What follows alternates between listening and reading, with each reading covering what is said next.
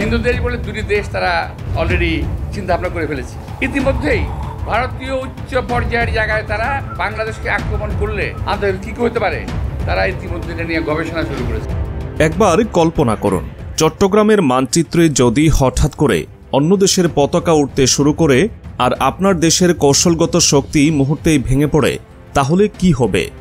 যদি এই অঞ্চল বিচ্ছিন্ন হয়ে যায়, তাহলে আমাদের অর্থনীতি, কৌশলগত অবস্থান সবকিছু এক মুহূর্তে ধ্বংস হয়ে যেতে পারে।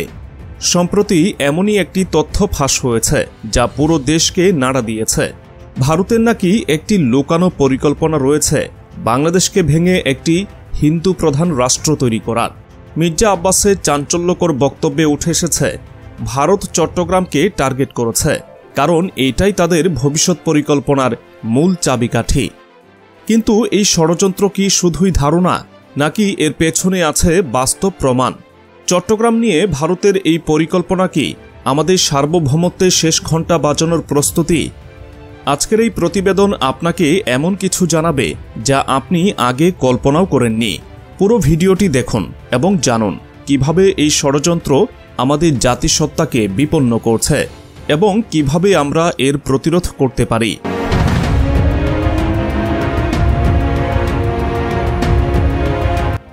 সম্প্রতি বাংলাদেশের রাজনৈতিক অঙ্গনে নতুন এক আলোচনার জন্ম দিয়েছে ভারতের গোপন পরিকল্পনার খবর।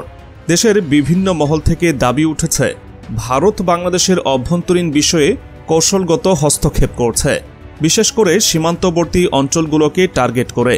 মির্জা আব্বাস চাঞ্চল্যকরভাবে বলেছেন ভারত নাকি দুইটি হিন্দু প্রধান রাষ্ট্রের পরিকল্পনা বাস্তবায়নে কাজ করছে। এর মূল লক্ষ্য হচ্ছে বাংলাদেশের অভ্যন্তরে আঞ্চলিক বিভক্তি তৈরি করে দেশটিকে দুর্বল করা। চট্টগ্রাম এই পরিকল্পনার কেন্দ্রে, কারণ এটি অর্থনৈতিক এবং কৌশলগতভাবে অত্যন্ত গুরুত্বপূর্ণ। কিন্তু এই অভিযোগ কি শুধুই কথার কথা, নাকি বাস্তব প্রমাণ রয়েছে?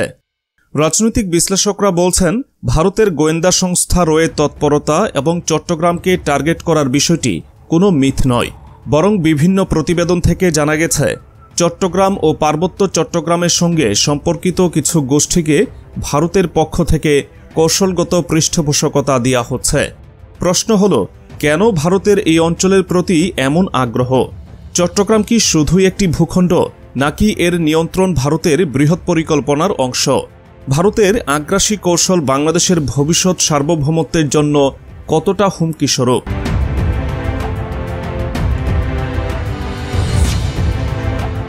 চট্টগ্রাম বাংলাদেশের অর্থনীতির হৃৎপিণ্ড। দেশের সবচেয়ে বড় বন্দর এবং আন্তর্জাতিক বাণিজ্যের কেন্দ্র হিসেবে এটি পুরো দেশের অর্থনৈতিক কার্যক্রমের প্রায় ৮০% পরিচালনা করে। কিন্তু এটি শুধু অর্থনৈতিক নয়, কৌশলগত দিক থেকেও ভারতের কাছে অত্যন্ত গুরুত্বপূর্ণ। বিশেষজ্ঞরা বলছেন ভারতের উত্তর পূর্বাঞ্চল, বিশেষত আসামের মতো বিচ্ছিন্ন রাজ্যগুলোর সঙ্গে সংযোগ স্থাপনে চট্টগ্রাম বন্দর একটি জীবনরেখা হয়ে উঠতে পারে। এই অঞ্চলের মাধ্যমে ভারতের সরবরাহ লাইন আরও কার্যকর ও সহজ হবে। ভারতের এক বিতর্কিত সাংবাদিক ময়ূখ ঘোষ এক মন্তব্যে বলেন, চট্টগ্রাম যদি ভারতের অংশ হয় তাহলে উত্তর পূর্বাঞ্চলের সঙ্গে মূল ভূখণ্ডের সংযোগ আরও দৃঢ় হবে। এটি আমাদের জন্য কৌশলগত ও অর্থনৈতিক দিক থেকে সবচেয়ে বড় জয়। এই ধরনের বক্তব্য কি শুধুই ব্যক্তিগত মত, নাকি এটি ভারতের দীর্ঘমেয়াদী পরিকল্পনার অংশ? অনেকেই মনে করছেন চট্টগ্রামকে কেন্দ্র করে ভারত শুধু আঞ্চলিক আধিপত্যই নয়, বরং পুরো দক্ষিণ এশিয়ায় প্রভাব বিস্তার করতে চায়।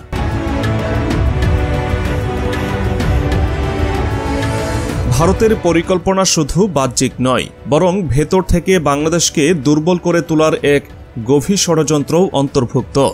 মির্জা আব্বাস অভিযোগ করেছেন ভারত বাংলাদেশের ভেতরে আঞ্চলিক ও ধর্মীয় বিভাজনের মাধ্যমে এক অস্থিতিশীল রাষ্ট্র তৈরি করতে চাইছে। এর ফলে দেশের সার্বভৌমত্বও হুমকির মুখে পড়বে। বিশেষজ্ঞরা বলছেন ভারতের এই ষড়যন্ত্র কৌশলগত, বিভিন্ন গ্রুপ এবং ব্যক্তিকে তাদের স্বার্থে ব্যবহার করে দেশের অভ্যন্তরে বিভেদ তৈরি করছে।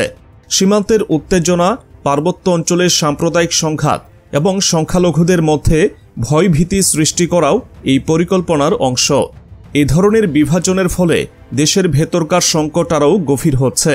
প্রশ্ন হল, এটি কি কেবল একটি রাষ্ট্রের পরিকল্পনা, নাকি এর পেছনে আরও বড় কোনো আন্তর্জাতিক শক্তি জড়িত?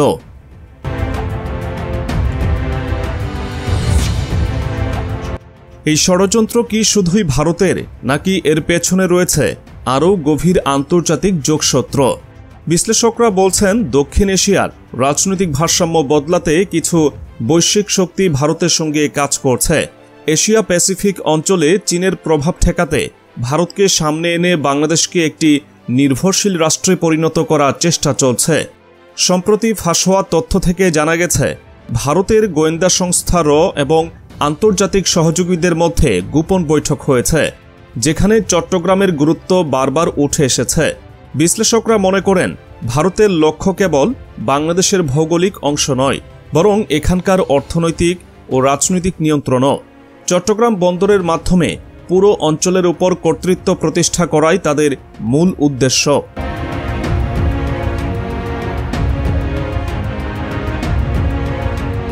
ভারত সরাসরি সামরিক হস্তক্ষেপ না করলেও কৌশলগত চাপ প্রয়োগে সিদ্ধহস্ত। সফট পাওয়ার ব্যবহার করে বাংলাদেশের ভেতরে বিভেদ সৃষ্টি করাই তাদের অন্যতম অস্ত্র। সীমান্তে উত্তেজনা বৃদ্ধি এবং চট্টগ্রামের আশেপাশে সন্দেহজনক কার্যক্রমও এই পরিকল্পনার অংশ। মির্জা আব্বাসের মতে, ভারত জানে সরাসরি সামরিক আক্রমণ করলে তারা আন্তর্জাতিক চাপের মুখে পড়বে, তাই তারা আড়ালে থেকে বাংলাদেশকে ভাঙার চেষ্টা চালিয়ে যাচ্ছে। ধর্মীয় বিভেদ সৃষ্টির মাধ্যমে দেশের ভেতরে অস্থিরতা তৈরি করা তাদের পরিকল্পনার একটি গুরুত্বপূর্ণ ধাপ। সম্প্রতি কিছু সহিংস ঘটনার পেছনেও ভারতের প্রভাব থাকার সম্ভাবনা রয়েছে বলে ধারণা করা হচ্ছে। বাংলাদেশের কৌশলগত অবস্থান ভারতের কাছে এতটাই গুরুত্বপূর্ণ যে তারা যে কোনো পদ্ধতিতে এটি দখল করতে চায়। কিন্তু প্রশ্ন হল, আমাদের দেশ এই চাপ কিভাবে মোকাবেলা করবে?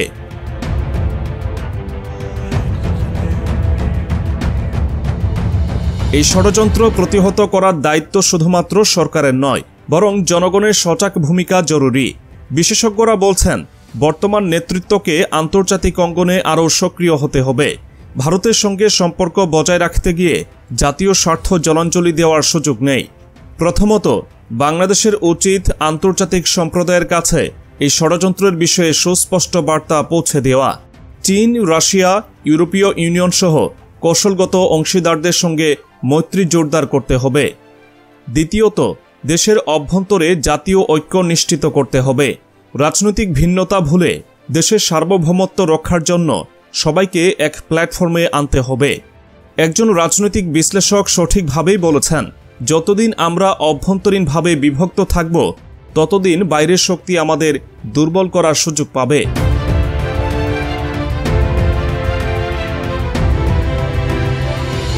চট্টগ্রামকে রক্ষা করতে হলে আন্তর্জাতিক স্তরে বাংলাদেশের অবস্থানকে আরও শক্তিশালী করতে হবে। বিশেষজ্ঞরা বলছেন, দক্ষিণ এশিয়ায় ভারতের আধিপত্য রোধে এশিয়ার অন্যান্য দেশগুলোর সঙ্গে একটি কৌশলগত জোট তৈরি করা যেতে পারে। চট্টগ্রাম নিয়ে ভারতের দীর্ঘমেয়াদী পরিকল্পনার মোকাবেলায় আন্তর্জাতিক সমর্থন অত্যন্ত গুরুত্বপূর্ণ। বাংলাদেশের উচিত চট্টগ্রামের গুরুত্ব তুলে ধরে জাতিসংঘ সহ আন্তর্জাতিক সংস্থাগুলোর সঙ্গে যোগাযোগ করা। এছাড়াও সামরিক শক্তি বাড়ানো এখন সময়ের দাবি। কৌশলগত এলাকা এবং বন্দর রক্ষায় বিশেষ বাহিনী গঠন এবং নিরাপত্তা ব্যবস্থা জোরদার করতে হবে। বাংলাদেশের ভূখণ্ড এবং সার্বভৌমত্ব রক্ষার জন্য এই ধরনের কৌশলই হতে পারে কার্যকর প্রতিরোধের পথ। ভারতের এই পরিকল্পনা কি শুধু তাদের একক উদ্যোগ, নাকি এর পেছনে আরও গভীর কোনো আন্তর্জাতিক ষড়যন্ত্র কাজ করছে? বিশেষজ্ঞরা বলছেন, দক্ষিণ এশিয়ার ক্ষমতার ভারসাম্য নিয়ন্ত্রণ করতে কিছু বৈশ্বিক শক্তি ভারতের সঙ্গে হাত মিলিয়েছে। চীনকে এশিয়া প্যাসিফিক অঞ্চলে ঠেকানোর জন্য ভারতকে ব্যবহার করা হচ্ছে, আর বাংলাদেশকে একটি নির্ভরশীল রাষ্ট্রে পরিণত করার চেষ্টা চলছে। ভারতের গোয়েন্দা সংস্থা রয়ের সঙ্গে আন্তর্জাতিক শক্তিগুলোর গোপন বৈঠকে তথ্য ফাঁস হওয়ার পর চট্টগ্রামের গুরুত্ব নতুন করে আলোচনায় উঠে এসেছে। বিশ্লেষকরা মনে করেন, ভারতের লক্ষ্য কেবল বাংলাদেশের ভৌগোলিক দখল নয়, বরং এখানকার অর্থনীতির উপর পূর্ণ নিয়ন্ত্রণ প্রতিষ্ঠা করা। চট্টগ্রাম বন্দরকে কাজে লাগিয়ে তারা এশিয়ার বাণিজ্যিক কেন্দ্রবিন্দু হওয়ার স্বপ্ন দেখছে। তবে প্রশ্ন থেকে যায়, এই ষড়যন্ত্র কি বাস্তবায়নযোগ্য, নাকি বাংলাদেশের জনগণ এবং সরকার এক হয়ে এই হুমকি প্রতিহত করতে পারবে। দর্শক, আজকের প্রতিবেদনে আমরা দেখলাম কিভাবে বাংলাদেশকে একটি দুর্বল রাষ্ট্রে পরিণত করার ষড়যন্ত্র চলছে।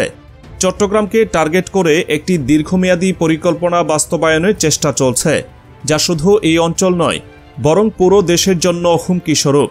কিন্তু আমরা যদি ঐক্যবদ্ধ হই, সচেতন হই এবং অন্তর্বর্তী সরকারের সঙ্গে এক হয়ে কাজ করি, তবে এই ষড়যন্ত্র কোনোদিন সফল হবে না। আপনার মতামত কি? আপনি কি মনে করেন বাংলাদেশ এই ষড়যন্ত্র রুখে দিতে সক্ষম হবে? আপনার মতামত আমাদের কমেন্ট সেকশনে শেয়ার করুন।